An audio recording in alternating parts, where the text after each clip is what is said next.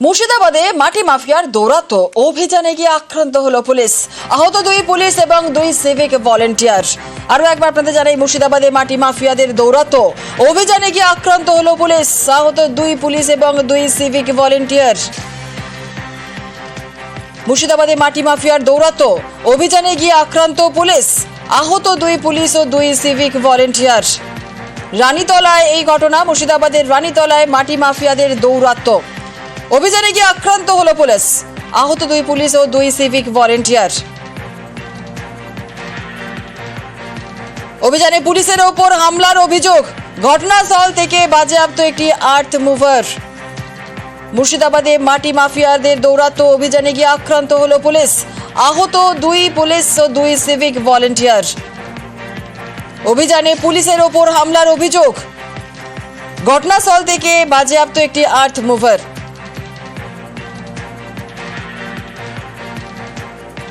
অভিযানে গিয়ে আক্রান্ত হলো পুলিশ। আহত 2 পুলিশ এবং 2 সিভিক ভলেন্টিয়ার। ঠিক কি অভিযোগ উঠে আসছে, কি ঘটনা, আরো বিস্তারিত জানবো। আমাদের সঙ্গে প্রণব রয়েছে। প্রণব, ঠিক কি অভিযোগ উঠে আসছে, স্থানীয় বাসিন্দারা ঠিক কি অভিযোগ তুলছেন?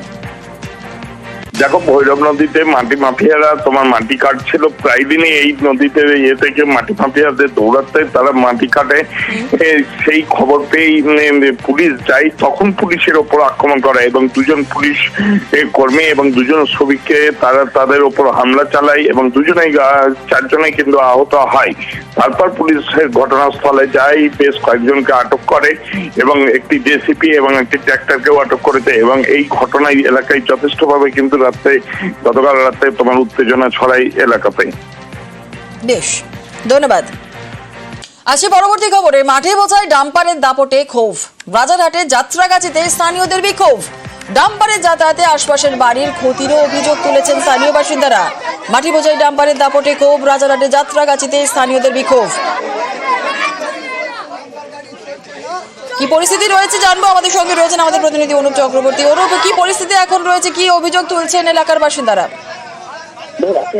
ডাম্পার বোঝাই মাটির গাড়ি চলাচল এবং যে নিয়ে কিন্তু এলাকার বাসী তাদের কিন্তু একেবারে গতকাল বিক্ষোভকারীদের অভিযোগ, অবৈধভাবে মাটি এবং গাড়ি ভর্তি করে কিন্তু এই রাস্তায় চলাচল করছে। ঘুরি যাত্রাঘাটি অত্যন্ত জনবসতি এলাকা এবং কয়েকটি বাড়িতে যার জেরে কিন্তু এখানে ফাটল ধরেছে। পাশাপাশি রাস্তার পাশে বেশ কিছু বাড়ি, সেই বাড়িগুলোতে ফাটল ধরেছে এবং যাত্রাঘাটি পশ্চিমবাংলার কাছেও কিন্তু বেশ কিছু রাস্তার বাড়ি, সেখানে ফাটল ধরেছে। সেই কারণে এলাকাবাসী তারা কিন্তু একেবারে ডাম্পার চলাচল যা মাটি নিয়ে যাচ্ছে সেটা নিয়েই কিন্তু একেবারে ক্ষোভ প্রকাশ করে এবং বেআইনিভাবে জলাশয়ে ভর করা হচ্ছে বলে এই রাস্তার ভিতরে মাটি নিয়ে গিয়ে এমনটা কিন্তু বলা হচ্ছে। সেই কারণে এলাকার মানুষ তারা কিন্তু একেবারে গতকাল রাস্তা অবরোধ করে এবং সোমগুড়ি যাওয়ার যে রাস্তা, সেই রাস্তায় কিন্তু অবরোধ করেন এলাকার মানুষজন। তারই প্রতিবাদে সোচ্চার হন এবং রাতের অন্ধকারে এইভাবে ডাম্পারে করে কেন মাটি ভরে রাস্তা দিয়ে নিয়ে যাওয়া হচ্ছে তাই নিয়েই কিন্তু একেবারে সরাসরি সোচ্চার হন। যদিও খবর পাওয়ার পরবর্তী ক্ষেত্রে পুলিশ যায়, পুলিশ দিয়ে ঘটনাগত নিয়ন্ত্রণে আনে। বেশ, ধন্যবাদ। আর এবার একটা অন্যরকম খবর আপনাদের জানাবো। রাষ্ট্রায়ত্ত ব্যাংকের এটিএম বুথে জন্মদিন পালন। সোদপুরে এটিএম বুথে জন্মদিন পালন। এটিএম বুথে কেক কেটে নিরাপত্তারক্ষীর জন্মদিন।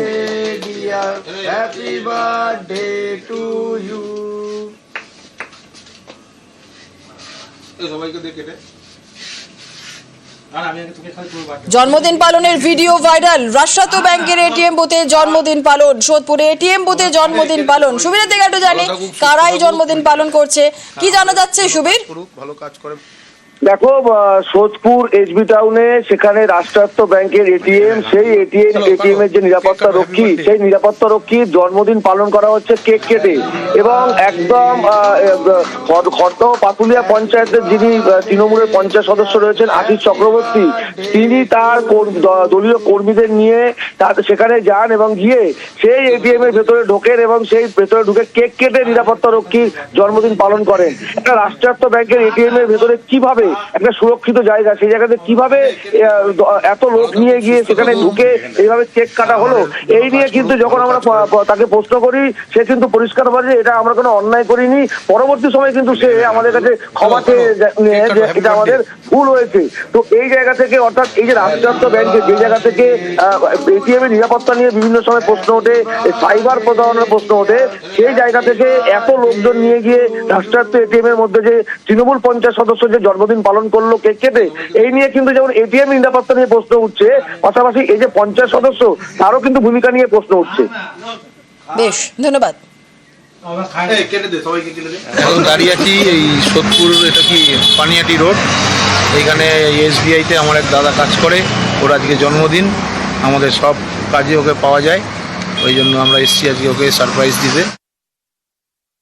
ওর জন্মদিন, আমরা একটা আবেগপ্রণত ভাবে চলে গেছি যে আমাদের সাথে সবসময় থাকে, সব রকম কাজ বাজ করে, ঠিক আছে। ও বেচারা ডিউটিতে আটকে পড়েছে, আসতে পারিনি, ওর আজকে বার্থডে, একটু কেক কাটিয়েছি, আর তো কিছু করিনি। সেরকম তো আমরা তো কোনো খারাপ কাজ করিনি, কোনো রকম কোনো মেশিনেও হাত দেয়নি, কোনো দেওয়ালেও হাত দেয়নি। দরকার দূষণ ঠেকাতে তারাপীঠে তৈরি হচ্ছে গার্বেজ ট্যাঙ্ক। রাজ্য সরকারের এই প্রকল্পে আপত্তি বিজেপির। তাদের অভিযোগ, বৈষ্ণোদেবের সমাধিস্থল দখল করে গার্বেজ ট্যাঙ্ক তৈরি হচ্ছে। মানতে নারাজ তারাপীঠ রামপুরহাট উন্নয়ন পর্ষদ।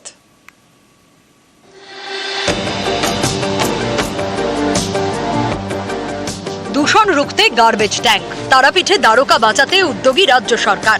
শ্মশানের পাশে কাজও শুরু হয়েছে। রাজ্য সরকারের এই প্রকল্পেই আপত্তি বিজেপির। তাদের দাবি, বৈষ্ণবদের সমাধিস্থলে গার্বেজ ট্যাঙ্ক তৈরি হচ্ছে। টিআরডিএ পিএইচকে দিয়ে যেভাবে সুয়েফ ট্যাঙ্কি বানাচ্ছে, আবর্জনাযুক্ত জল পবিত্র মহাশ্মশানে ফেলার যে একটা চক্রান্ত করছে, হোটেল লজ থেকে গন্ধ জল, নোংরা জল, পবিত্র শবদেহ ওখানে সমাধিস্থ করা হয়েছে, তার উপরে ফেলবে, এটা আমাদের ধর্মীয় বিশ্বাসে আঘাত। এই আঘাত আমরা মানব না। এই মন্দিরের জলটা দ্বারকা নদীতে যাতে না পড়ে, রিফাইন করে পড়ে, সবজি বাজার একটা পড়ে, হোটেলের ওই জায়গায়, তারাপীঠে এইরকম কম করে 30টা পয়েন্ট থেকে জলটাকে তুলে যাতে নদীতে না পড়ে সে ওয়াটার ট্রিটমেন্ট করে করা হচ্ছে। কিন্তু বিজেপি এই চক্রান্ত করে এই কাজে এই তারাপীঠের এই উন্নয়ন এবং দ্বারকা নদীকে শুদ্ধ রাখতে চাইছে রাজ্য সরকার, কিন্তু এই বিজেপি চক্রান্ত করে এই নদীটাকে অশুদ্ধ করছে। তারাপীঠ মন্দিরের পাশ দিয়ে বয়ে গিয়েছে দ্বারকা, তারাপীঠের নিকাশির বড় ভরসা। মন্দির সংলগ্ন এলাকার নোংরা জল পড়ে দ্বারকায়, এর ফলে দ্বারকায় দূষণ বাড়ে। এই সমস্যা মেটাতে উদ্যোগ নেয় রাজ্য সরকার।